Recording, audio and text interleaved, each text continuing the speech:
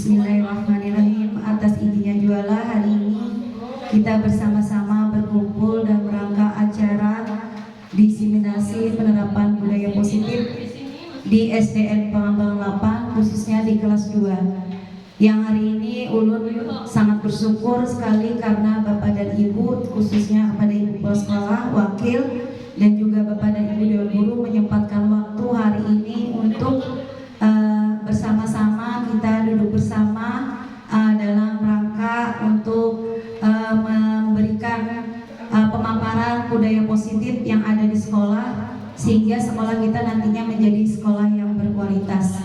Amin, amin ya rabbal alamin. Dan tak lupa juga kita panjatkan salawat kepada Nabi besar Muhammad SAW.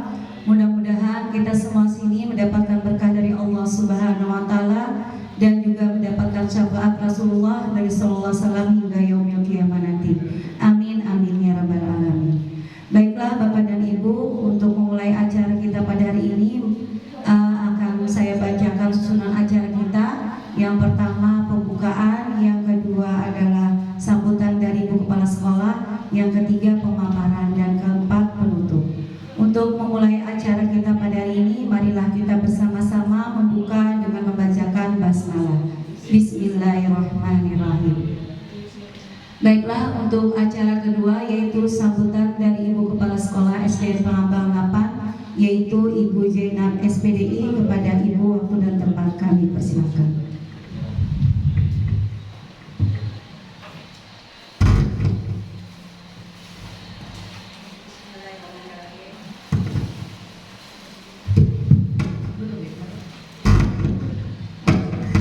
Assalamualaikum warahmatullahi wabarakatuh.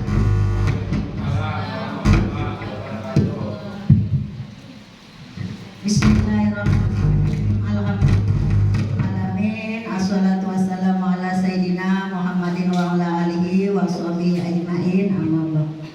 Yang Ibu hormati CGP angkatan 11 yaitu 9 yaitu Ibu Misbah SPD. Yang Ibu hormati Bapak Ibu Dewan Guru beserta staf SDN Pengembangan 8. Pertama-tama marilah kita sama-sama memanjatkan puji syukur kita kepada Allah Subhanahu wa Ta'ala, karena sampai saat ini kita masih diberi Allah kesehatan, kesempatan, sehingga dapatlah kita berkumpul yang kedua kalinya di ruang kelas 2B ini dalam rangka pemaparan. Yang pertama kemarin pemaparan tentang visi dan misi calon guru penggerak, dan hari ini adalah pemaparan tentang diseminasi budaya positif di sekolah. Selawat dan salam selalu tercurah dan terlimpah kepada junjungan kita Nabi besar Muhammad SAW beserta keluarga, sahabat, kerabat, hingga orang-orang yang mengikuti jejak langkah beliau. Bapak Ibu yang ulun hormati, ulun selaku kepala sekolah mengucapkan terima kasih kepada Bu Misbah yang telah mengikuti CGP atau calon guru penggerak yang kedua. Yang pertama kemarin Ibu Nurbayati, alhamdulillah sudah selesai, dan langkah Ibu Nurbayati dilanjutkan lagi oleh Ibu Misbah. Mudah-mudahan apa yang beliau lakukan ini ada nilai plusnya bagi kita, khususnya SDN Pengembangan 8. Kemudian ulun juga berharap kepada rekan-rekan, kalau tidak salah 2 hari lagi ditutup lah angkatan 11 ya. Nah, jadi Bapak Ibu yang ada di dalam hati atau keinginan ikut, karena ini 2 hari lagi, mantapkan hati, pemikiran, misalnya ikut atau coba-coba kayak Ibu Misbah, coba-coba dulu lah kemarin lah, coba-coba, alhamdulillah pas kayak Ibu ya juga coba-coba masuk kepala sekolah, niat kadanda apa kadanda, karena motivasi, karena suruhan dari kepala sekolah, dicoba jaruran lengkapi umat sekalinya, coba-coba kena. Nah, kita jalani, kalau sudah kena kita jalani dengan apa dengan sungguh-sungguh, kemudian apa yang ditugaskan nanti kita kerjakan. Nah, sama ibu kemarin ibu tanya dengan Pak Hasmi, Pak, kalau ulun ini masuk kepala sekolah kada ada ilmunya, nya dasar memang kada ada ilmu jersidin. Kalau sudah ada ilmunya kada perlu lagi. Nah, mungkin kayak itu juga CGP ini. Kalau kita melihat takutan,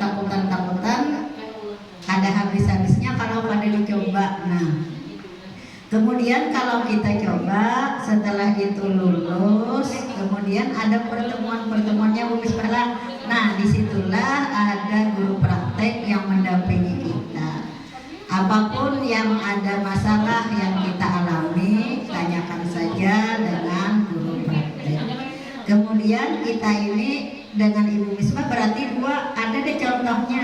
Nah, ada contoh, kemudian ada tempat bermusyawarah, kolaborasi, Ibu Misbah batakun, mumpung ini ada 2 hari lagi. Nah, ada 2 hari. Baik itu guru honor, kemudian PNS dan P3K, semuanya sama. Kemudian dangar aja Bang. Nah, sampai 5 tahun. Oh, ada kebijakan baru, berarti 5 tahun sudah jadi ASN baru bisa. Kalau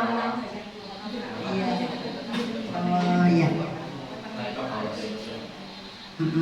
Nah, jadi mungkin ada kebijakan baru 5 tahun.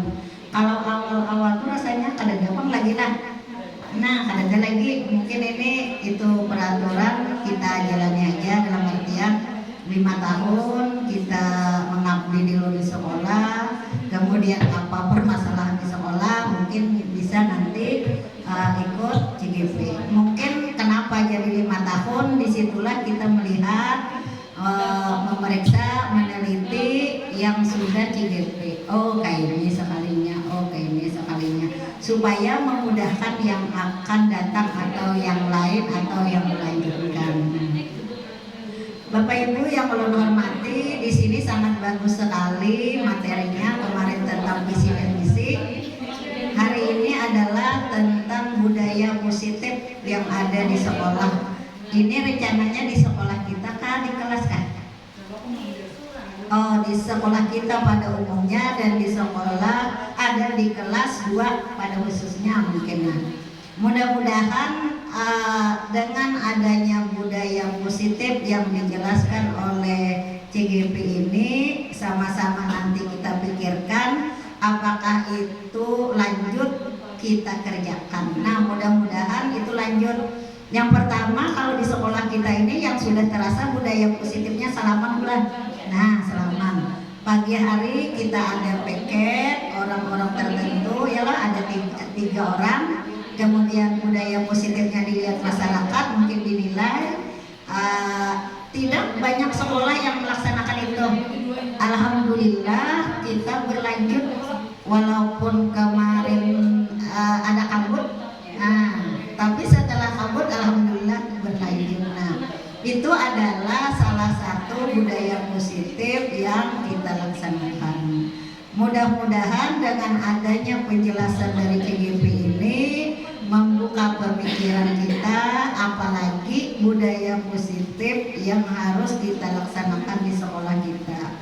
Dengan adanya yang demikian, mudah-mudahan tahun 2024-2023 siswa kita banyak. Nah, kita ini siswa 30 hilang. 30 kali 950, 27 juta, lebih 30 juta. Nah, makanya sedikit melenceng karena siswa kita banyak yang kadeda.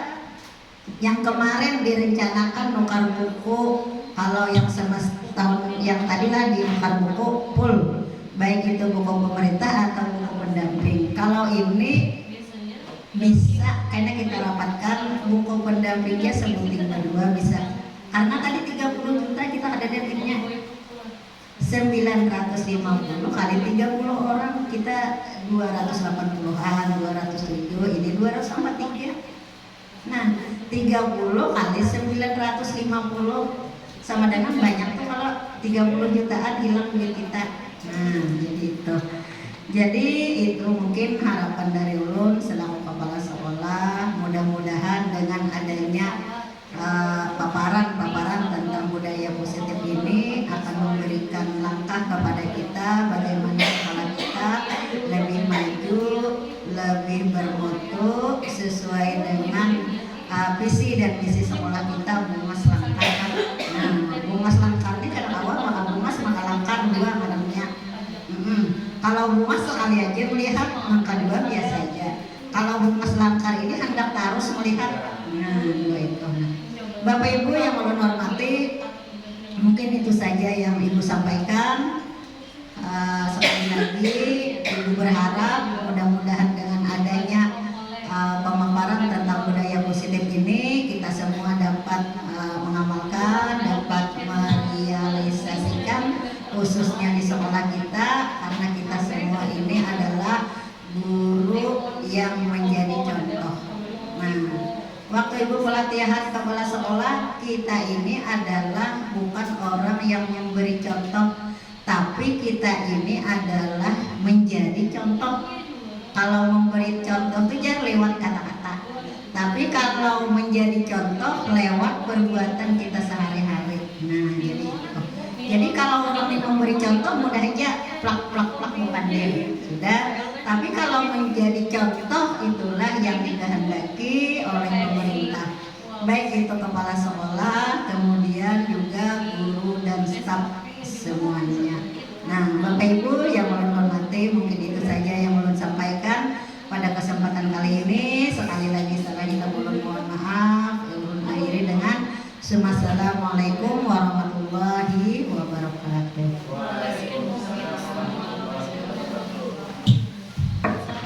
Terima kasih kepada Ibu Kepala Sekolah SD Pangabang 8 yang telah memberikan kata sambutan kepada kita.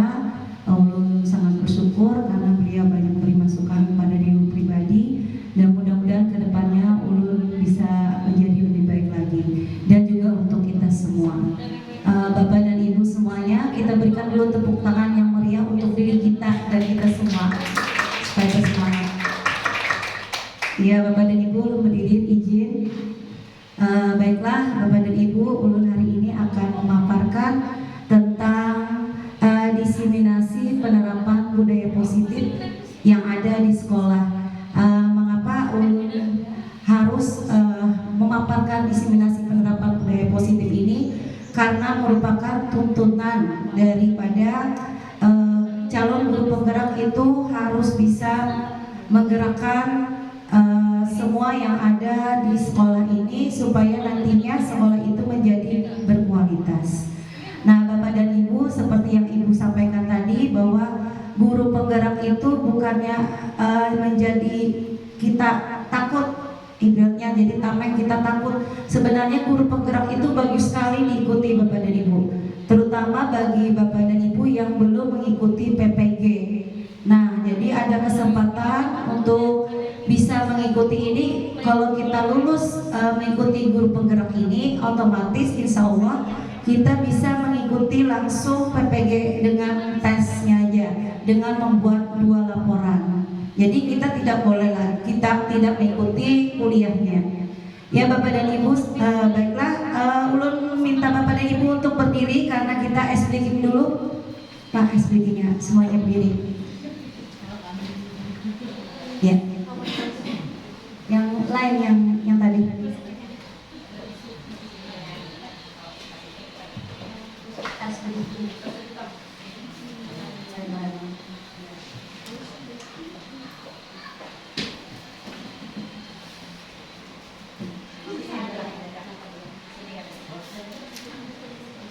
Ikuti gerakan Bapak dan Ibu lah. Nah, kita hari ini senang Bu, supaya semangat.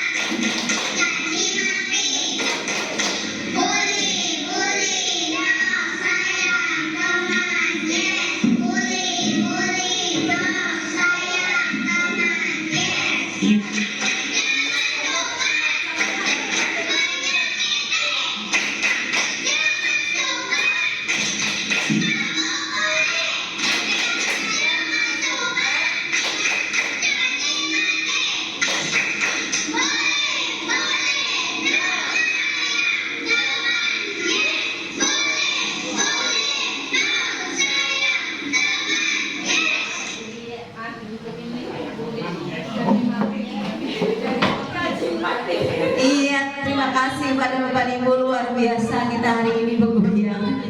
Dan juga ada tepuk bungin ya. Kenapa? Ayo Bapak dan Ibu, baiklah, saya ingin memaparkan hari ini tentang diseminasi budaya positif di sekolah. Berhubungan dengan budaya positif di sekolah kita, dengan sesuai dengan tujuan pendidikan yang ada menurut Ki Hade, Ki Hajar Dewantara, bahwa menuntut segala kodrat yang ada pada anak agar mereka mendapat keselamatan, kebahagiaan yang setinggi-tingginya, baik sebagai manusia maupun sebagai anggota masyarakat. Jadi seperti yang saya sampaikan kemarin kepada visi kita itu, yaitu cita-cita kita untuk memberikan pendidikan itu dengan menuntun anak sesuai dengan kodrat zaman dan sesuai dengan kodrat alam dan juga menyesuaikan dengan kodrat zaman. Jadi kita memberikan pendidikan kepada anak didik dengan menyesuaikan kodratnya dan juga menyesuaikan dengan kodrat zaman yang ada sekarang ini. Baik Bapak dan Ibu, next. Nah, budaya positif di sini yaitu adalah nilai kebiasaan di sekolah yang berpihak pada murid agar mereka dapat berkembang menjadi pribadi yang kritis, penuh hormat dan bertanggung jawab sesuai dengan profil pelajar Pancasila yang mana yang disampaikan Ibu tadi, budaya positif yang sudah kita laksanakan, yang tanpa kita sadari, seperti kita setiap pagi berdiri di depan, kemudian anak didik kita datang memberi salam, kita memberikan salaman, itu adalah budaya positif kita. Yang pertama yaitu dengan memberikan salam 5S. Next. Hari ini saya akan memaparkan konsep utama budaya positif itu. Ada 7 konsep utama yang dipelajari di budaya positif yang kami dapatkan di pembelajaran di CGP. Yang pertama adalah perubahan paradigma belajar, yang kedua disiplin positif, yang ketiga kebutuhan dasar manusia, yang keempat motivasi perilaku manusia, yang kelima restitusi posisi kontrol guru, dan keenam keyakinan kelas, yang ketujuh segitiga restitusi. Yang pertama yaitu perubahan paradigma belajar. Dalam membangun budaya positif, sekolah dapat menyediakan lingkungan yang positif, aman dan nyaman agar siswa mampu berpikir, bertindak dan mencipta dengan merdeka, mandiri dan bertanggung jawab. Jadi disiplin sangat berkaitan dengan kontrol terhadap siswa. Nah, di sini ada tangan mengepal. Nah, Anda dan teman Anda, nah ini berpasangan Bapak dan Ibu. Berpasangan kayak Ibu Madiana lawan Ibu Sohai, Ibu Tati lawan Aulia, bisa mencari pasangan, tapi kita bisa membayangkan aja Anda dan teman Anda akan melakukan kegiatan. Cobalah buka. Anda adalah A, tugas Anda adalah mengepalkan salah satu tangan Anda. Coba Anda bayangkan bahwa Anda menyimpan sesuatu yang sangat berharga di dalam kepalan tangan Anda. Anda perlu menjaga benda tersebut sekuat tenaga Anda karena begitu pentingnya untuk kehidupan Anda. Tugas B rekan Anda adalah mencoba dengan segala cara untuk membuka kepalan tangan Anda. Jadi teman Anda B boleh membujuk, menghardik, mengintimidasi, memarahi, menggoda, menggelitik agar misalnya apa di dalamnya itu ada uang, lalu Anda bersedia membuka kepalan tangan Anda. Jadi kita sebagai posisi kontrol. Dan kemarin itu kami Bapak dan Ibu disuruh berdua berpasangan. Jadi ulun mencari berdua lah. Terserah aja cari pian pasangan pian berdua. Berdua jangan berdua itu kita manusia nol aja. Nah berdua lah. Nah berdua. Jadi Bu ini berdua. Oke Bapak dan Ibu. Tugas Bapak dan Ibu pilih pian hendak ganjil kan genap. Pian pilih berdua. Pian ganjil kan genap sambil mengatakan kalau buat pian ganjil berarti kalau bilangan 1 pian berusaha di tangan pian sama-sama menghindar, misalnya julun. Angka 2, berarti kalau angka 2 itu artinya berarti genap. Berarti genap harus mempertahankan tangannya supaya tidak diambil oleh si ganjil. Bisa Bapak dan Ibu? Kita coba ya. Siap-siap. Ulun mengucapkan bilangan pian berdua. Jadi pian berdua pian pilih. Kalau ulun positif misalnya 4 ulun pasti positif lah. Nah pian berusaha yang ganjil langsung nangkap. Kalau misalnya yang positifnya itu kalah berarti pian karena kamu kontrol diri gitu. Jadi yang gaya atau yang genap yang buka merabutin. Pokoknya jir ulun misalnya 4 berarti genap lah. Berarti genap kan berusaha menghindar. Yang ganjil menangkap. Yang ganjil menangkap tangannya. Ya tangannya kan gini. Nah, tangannya gini berdua. Jadi karena misalnya pian julun 4 julun. Pian langsung menghindar, ini langsung nangkap. Jadi kita konsentrasi ya Bapak Ibu. Oke, siap? Dengarkan baik-baik. Siap? Paham Bapak Ibu? Tangannya siap Bu, kayak kita jos. Kasihannya Bapak kan ada. Aduh, jangan ada kawan, aku mau weleng barang. Ya, 5. Tangkap yang genap cari, tangkap susah. 7. Bentar. Siap-siap Bu, siap. 8. Pokoknya berusaha. 1 lagi ya Bu ya. 1. Nah, siapa yang ketangkap Bu? Nah, berarti udah terpengaruh Bu. Biar ketangkap kan? Yang disambat. Jadi misalnya ulun angka 1 tuh berarti kan ganjil lah. Nah, berarti ganjil itu harus menghindar. Yang genap yang nangkap. Yang genap nangkap Bu An. Sebagai pengontrol.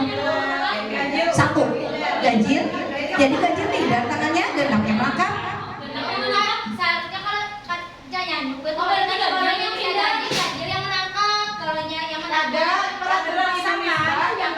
Yang tergantung ulun bersuara Bu. Julun angka.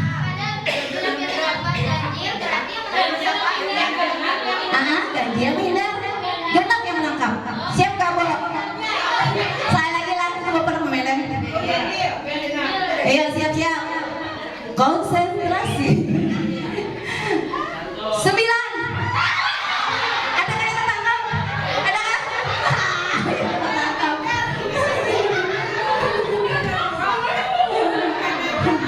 Oke, 1 lagi lah. 11. 11.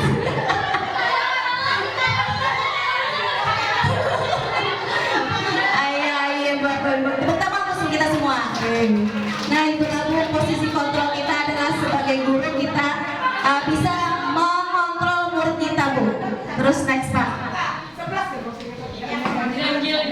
Manfaatnya kita mengontrol murid. Nah ibaratnya dari kita yang tadi itu kita ambil adalah konsentrasi kita ma'anu anak lah mendidik anak. Jadi perubahan paradigma belajar itu ulusinya menurut Dr. William Glasser itu adalah guru mengontrol murid. Ilusi bahwa penguatan positif, afektif, bermanfaat. Ilusi bahwa kritik dan membuat orang merasa bersalah dapat menguatkan karakter. Dan ilusi bahwa orang dewasa memiliki hak untuk memaksa. Lanjut Pak. Nah yang kedua disiplin positif. Apa makna disiplin? Boleh ulun minta penjelasan dari Bapak Supian? Pakarnya nih. Lagi menyuap Bapak air. Tisu.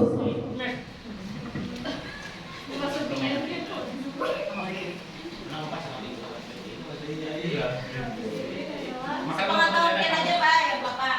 Santai aja. Disiplin positif yaitu mematuhi segala aturan yang berlaku di tempat tersebut. Ya. Ada yang bisa menambahkan Bapak dan Ibu? Mungkin Ibu Madiana?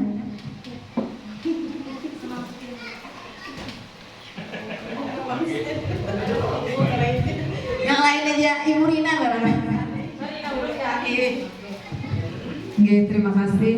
Kalau menurut ulun disiplin itu kurang lebih dengan Bapak Supian tadi, yaitu mematuhi segala peraturan, baik peraturan yang dibuat oleh suatu lembaga ataupun peraturan yang kita buat untuk diri kita sendiri yang mengatur agar diri kita lebih baik lagi. Mungkin itu aja dari aku.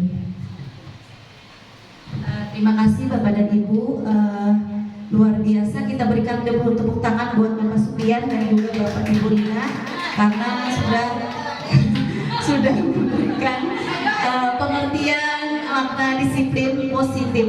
Artinya disiplin positif itu seperti yang kata Ibu Rina tadi, kalau kita merupakan guru, nah guru lah, kita guru, lalu kita kan diberi gaji nih, diberi gaji oleh pemerintah, lalu ada dalam diri kita untuk melakukan sesuatu yang positif yang harus kita lakukan dengan sesuai peraturan yang ada. Next Pak. Nah, kata disiplin artinya belajar, berasal dari kata berkonotasi dengan disiplin diri dari murid-murid Sokrates dan Plato. Disiplin juga membuat orang menggali potensinya menuju sebuah tujuan apa yang dia hargai. Namun dalam budaya kita, makna kata disiplin telah berubah menjadi sesuatu yang dilakukan seseorang pada orang lain untuk mendapatkan kepatuhan. Kecenderungan umum adalah menghubungkan kata disiplin dengan ketidaknyamanan, bukan dengan apa yang kita hargai atau pencapaian tujuan mulia. Next slide. Nah, jadi disiplin itu adalah memerintah diri sendiri dalam mengontrol dan menguasai diri untuk memilih tindakan yang mengacu pada nilai-nilai yang kita hargai dengan penuh tanggung jawab tanpa terperintah orang lain. Dan nilai yang kita hargai itu adalah nilai kebajikan atau sifat positif manusia. Next slide. Nah, yang ketiga yaitu kebutuhan dasar manusia, ada 5. Yang pertama survival, yaitu ingin bertahan hidup. Yang kedua cinta kasih diterima, dan ketiga penguasaan, kesenangan dan kebebasan. Itu simbol aja Pak. Yang next Pak. Nah, ini ada kasus Ibu Ria, maaf kalau ada namanya di sini, bukan ulun Pak, ini sesuai dengan yang ada di CGP, ulun screenshot, ulun itu masukkan ke sini. Kasusnya ada Ibu Ria, guru kelas 6 di SD Permai, sedang bingung menghadapi ulas salah satu murid di kelas yang bernama Agus. Nah, minta maaf karena ini dasar ada di di CGP. Beberapa anak telah datang mengeluhkan Agus yang seringkali meminta bekal makan siang mereka dengan paksa. Jika Anda menghadapi situasi seperti ini, seperti Ibu Ria, apa yang akan Anda lakukan? Menurut Anda kira-kira apa alasan Agus melakukan itu? Belum minta pendapatnya Ibu Rahmi, Bang. Langsung lawan Agus, kenapa nih? Ada jalan Ibu Rahmi.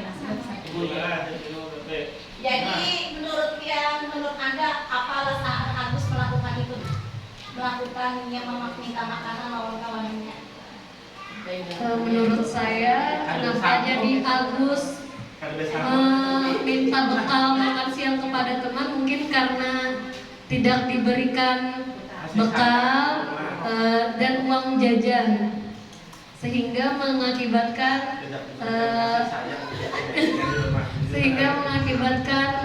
dia terpaksa untuk meminta kepada temannya. Iya, makasih Bu.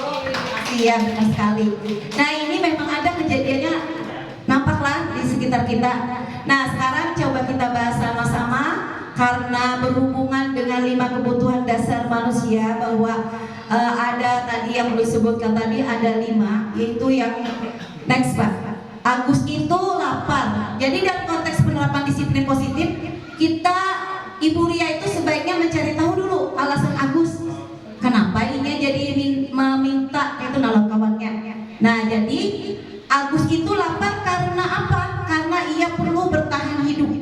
Karena dia perlu bertahan hidup, dan lalu dia mungkin dia tidak membawa makanan dari orang tuanya, lalu dia minta sama teman. Nah, itu dari kebutuhan dasar manusia yang memerlukan, yang mau bertahan hidup. Yang kedua, karena Agus ingin diperhatikan, ibaratnya caper lah. Nah, ingin kita perhatikan karena sebagai apa kebutuhan dasar yang kedua yaitu ingin dicintai, ingin disayangi. Nah, sama kita lalu sama anak. Ulun gue kada membawa makanan gue, ulun tadi tuh gak disangui mama. Bagaimana perasaan kita sebagai guru? Tentunya kita ada ingin melihat anak kita minta diperhatikan seperti itu. Yang ketiga, dia merasa hebat. Nah, karena merasa power nih Agus ini tadi, lalu minta bang makanan, ya, lawan kawanannya tuh. Lalu siapa kawanannya? Karena takut lawan Agus nih karena ibaratnya orang hebat lah di kelas itu. Lalu teman-temannya mau. Jadi yang keempat, karena ada kebebasan, Agus merasa bosan, mungkin diberi makanan oleh orang tuanya. Lalu dia ingin mencoba makanan dari teman-temannya. Yang kelima, ada rasa iseng. Nah, kebanyakan anak-anak kita tuh ingin coba-coba, lalu pada memintai anak kawanan gitu, nah, anak makan. Lalu teman-temannya tuh memberi tapi memberinya tuh kayak ada ikhlas. Lalu berkisah lawan guru, lawan kita. Next, Pak. Nah, yang keempat, kita dari semua memiliki tujuan, teori motivasi perilaku manusia yang seperti tadi dijelaskan tadi oleh Ibu Rina dan Bapak Supian, bahwa disiplin itu merupakan ketidaknyamanan karena kita misalnya kayak kita nih digaji oleh pemerintah, lalu kita merasa ketidaknyamanan, lalu kita disiplin turun, kita sungsung karena pertama tadi karena kita merasa kita digaji, terus yang kedua karena kewajiban. Nah, itu adalah motivasi eksternal dari luar. Lalu turun ke bawah lagi karena kita dapat imbalan, yang kita dapat gaji, itu juga merupakan motivasi eksternal. Tapi ada juga, walaupun sudah digaji, sudah diberikan kita dari diri kita, tapi sudah dalam diri ini sudah, pokoknya aku nih biar kada disuruh pimpinan atau atasan, aku tetap langsung turun karena itu merupakan kewajiban kita sebagai guru untuk datang. Nah, jadi itu sudah menghargai diri sendiri. Nah, itu termasuk motivasi internal. Sama lo rekan-rekan. Jadi yang sangat mendukung sekali itu Pak Ibu adalah motivasi internal. Next. Nah, yang hukuman dan sanksi atau konsekuensi. Nah, ini ada kasus di mana IPA kurang menguasai pelajaran matematika, sehingga pada saat pelajaran tersebut berlangsung dia lebih banyak berdiam diri atau menggambar di buku pelajarannya. Pada saat guru matematikanya Pak Seno menanyakan pertanyaan IPA menjadi gugur dan tak sengaja menjatuhkan tasnya dari kursi, serta tiba-tiba menjadi gagap pada saat berupaya menjawab. Seluruh kelas pun tertawa melihat perilaku IPA yang berbicara tergagap dan terkejut tersebut. Pak Seno pada saat itu membiarkan teman-teman IPA menertawakan IPA yang tergagap dan malu luar biasa, dan malah minta IPA untuk maju ke depan dan berdiri di depan kelas sambil menunjuk hidungnya karena tidak bisa menjawab pertanyaan Pak Seno. Kelas makin gaduh dan anak-anak pun tertawa melihat IPA di dalam kelas memegang ujung hidungnya. Nah, yang pertama, apakah Anda setuju dengan tindakan Pak Seno terhadap IPA? Setuju lah Pak? Bu? Pak Seno, Bu? Nurpian, Ibu Rina Mustika.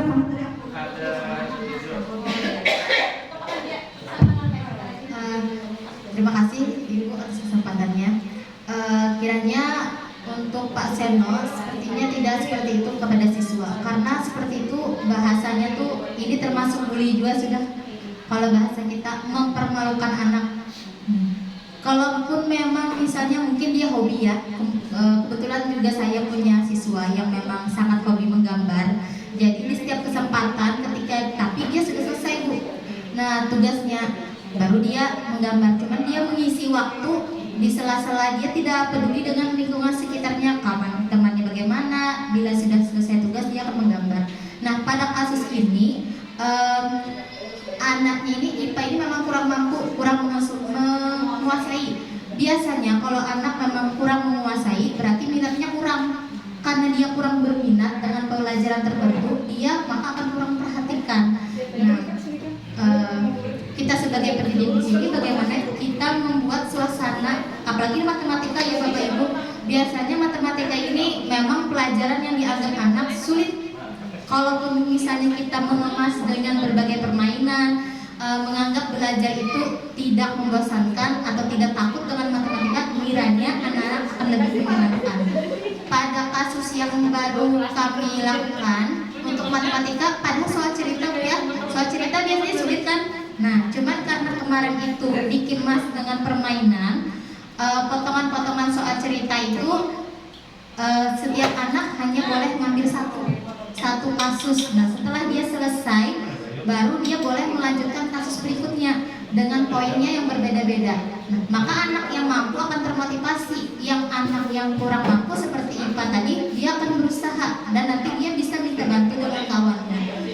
Jadi yang pertama tadi, kalau memang ada kasus seperti ini, kiranya kita sebagai pendidik tidak mempermalukan anak, karena anak itu sama semuanya. Tidak ada yang namanya anak tidak pintar, hanya anak yang tidak berminat atau memang dia merasa bosan akan suatu hal itu. Ya, terima kasih.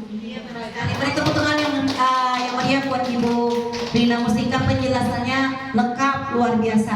Benar sekali jawaban Ibu Rina tadi bahwa tindakan yang dilakukan Pak Seno itu tidak seharusnya dilakukan karena beliau diam aja tidak memberikan tanggapan kenapa IPA jadi ditawakan gitu oleh teman-temannya. Jadi seharusnya Pak Seno itu membijaksanai supaya tidak terjadi hal tersebut. Terus yang kedua, ada tadi ini termasuk hukuman atau konsekuensi, Bapak dan Ibu. Yang dari kasus tadi ini termasuk hukuman atau konsekuensi? Karena tidak bisa menjawab pertanyaan, lalu kelas makin gaduh dan anak-anak pun tertawa melihat IPA di depan kelas memegang ujung hidungnya. Termasuk hukuman atau konsekuensi? Perlu dijelaskan di sini ya Bula. Kalau hukuman itu misalnya kalau kita misalnya nih untuk PJOK nih, kalau pian kada melakukan tugas ini pian keliling. Nah, kalau konsekuensi itu contohnya seperti ini. Ada anak di dalam kelas, misalnya anak dalam kelas itu tanpa sengaja mencoret buku kawannya, lalu robek. Nah, setelah robek itu konsekuensinya dia harus mengganti buku tersebut. Nah, jadi dari situ Bapak dan Ibu, apakah tindakan Pak Seno ini termasuk hukuman atau konsekuensi? Nah, kelas makin gaduh dan anak-anak ketawa melihat IPA di depan kelas megang ujung hidungnya. Ini termasuk apa Bu? Termasuk hukuman kah? Konsekuensi kah?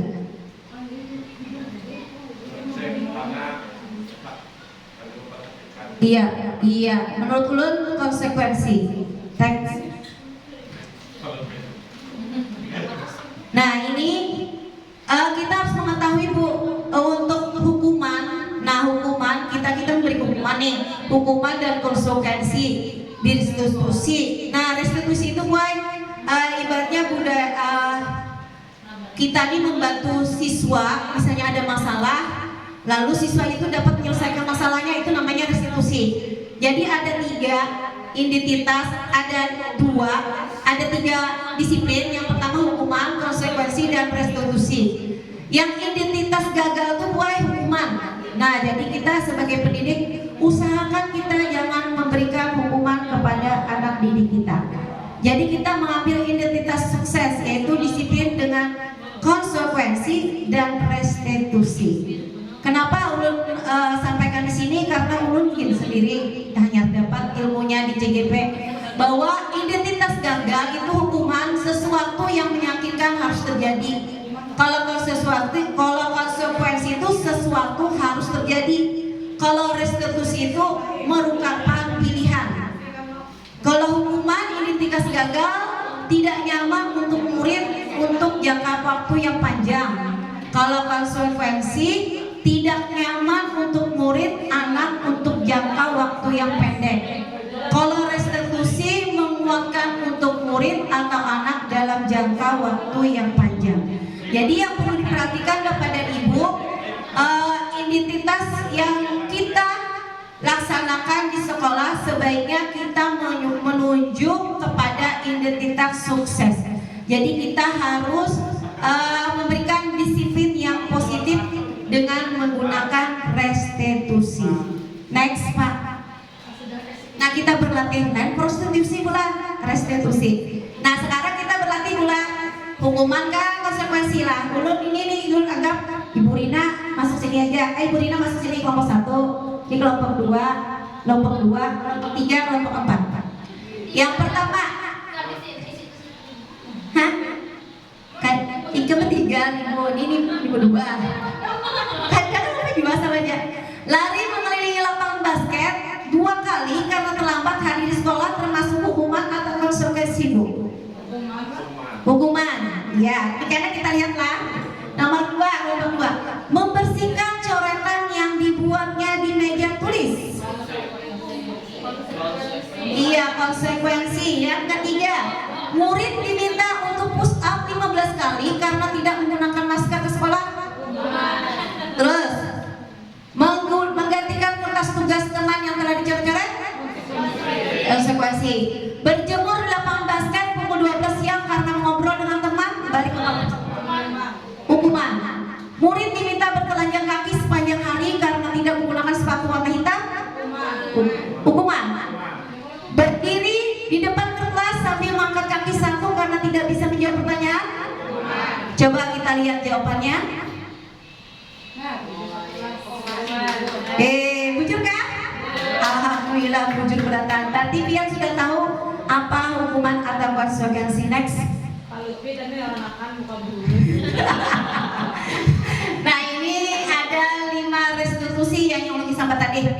Nah 5 restitusi posisi kontrol guru ada 5 Bapak dan Ibu. Yang pertama penghukum, yang kedua pembuat merasa bersalah, yang ketiga teman, yang keempat pemantau, yang kelima manajer. Next. Nah ini ada kata-katanya Bapak dan Ibu. Saya kecewa sekali dengan